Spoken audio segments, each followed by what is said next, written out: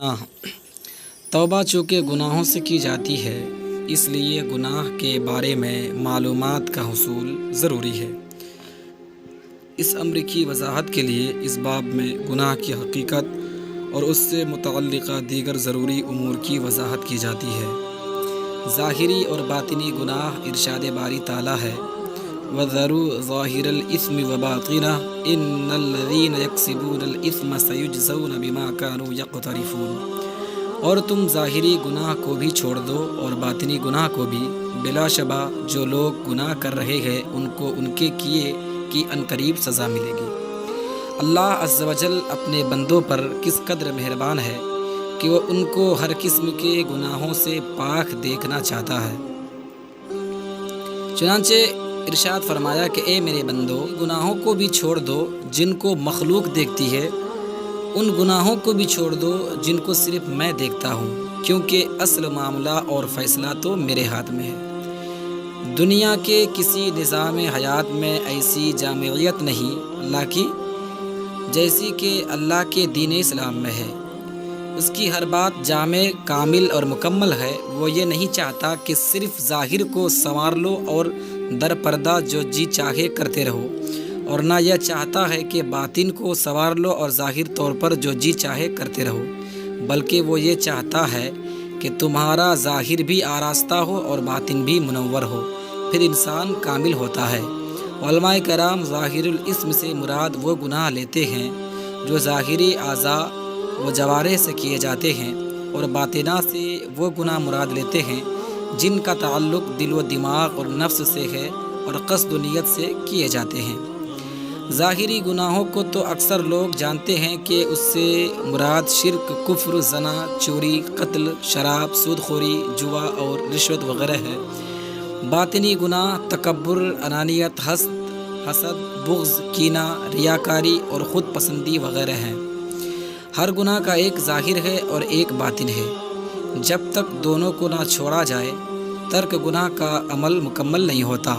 مثلاً ایک آدمی حرام ذرائع سے مال و دولت کماتا ہے، مخلوق کے حقوق مارتا ہے، رشوتیں لیتا ہے اور دیتا ہے، میراث کی جائیداد اور مال خور برد کر دیتا ہے وغیرہ وغیرہ، یہ گناہ کا ظاہر ہے۔ گناہ کا باطن یہ ہے کہ اس کے دل میں مال کی ایسی محبت ہے جیسی اللہ سے ہونی چاہیے۔ اسی طرح دوسرے گناہوں کو قیاس کیا جا سکتا ہے۔ در حقیقت تمام گناہوں کا باطن ماں سوا اللہ کی محبت ہے، اور ماں سوا کی گرفتاری اور دنیا کی محبت ہی تمام گناہوں کی جڑ ہے۔ ارشاد باری تعالیٰ ہے، اور لوگوں میں سے بعض وہ ہے جو اللہ کے سوا کو اس کا شریک بناتے ہیں، ان سے ایسی محبت کرتے ہیں جیسی اللہ سے محبت ہونی چاہیے۔ اور ارشاد نبی صلی اللہ تعالی وسلم ہے، حب الدنیا راس کل خطیئۃ، دنیا کی محبت تمام برائیوں کی جڑ ہے۔ گناہ کی حقیقت اور تشریح۔ ایک حدیث میں نبی کریم صلی اللہ تعالیٰ علیہ وسلم نے فرمایا کہ گناہ وہ ہے جو تیرے سینے میں کھٹکے اور لوگوں کے اس پر مطلع ہونے کو تو بر سمجھے۔ گناہ کی اصلیت یہ ہے کہ بندہ اللہ تعالیٰ اور رسول اللہ صلی اللہ تعالی وسلم کی مقرر کردہ حدود سے تجاوز کرے، خواہ یہ حدود حلال کو حرام کرنے میں ہو یا حرام کو حلال کرنے سے متعلق ہو۔ دوسرے لفظوں میں یوں کہا جا سکتا ہے کہ قرآن و حدیث کے بیان کردہ اور امر و نواہی ہی کی خلاف ورزی کرنا، یا اللہ اور رسول صلی اللہ تعالیٰ علیہ وسلم کی اطاعت و فرما برداری سے باہر نکل جانا گناہ کہلاتا ہے، خواہ وہ عقیدہ کے گناہ ہوں یا عمل کے ذاتی اعمال کے گناہ ہوں یا لوگوں کے حقوق کے۔ اللہ تعالیٰ کی سچی کتاب قرآن کریم میں گناہ کے لیے ذنب، سیئہ، کفر، فسق، فجور، عصیان، اسم اور بغی وغیرہ کے الفاظ استعمال ہوئے ہیں۔ کفر، فسق، عصیان تینوں سے مراد اللہ تعالیٰ کی اطاعت سے نکل جانا اور امر و نواہی سے روگردانی کرنا ہے۔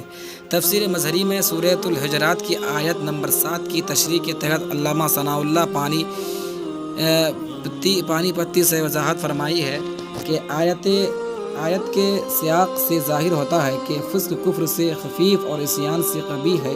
اس سے مراد جماعت سے نکل جانا اور عقائد میں ایسی بدعات کا ارتکاب کرنا جس کے باعث اسے کافر فرقہ دیا جا سکے۔ یہ درجہ کفر سے کم اور اعضاء کی نافرمانی سے زیادہ فجور، تقوی کا متضاد کھلا گناہ ہے۔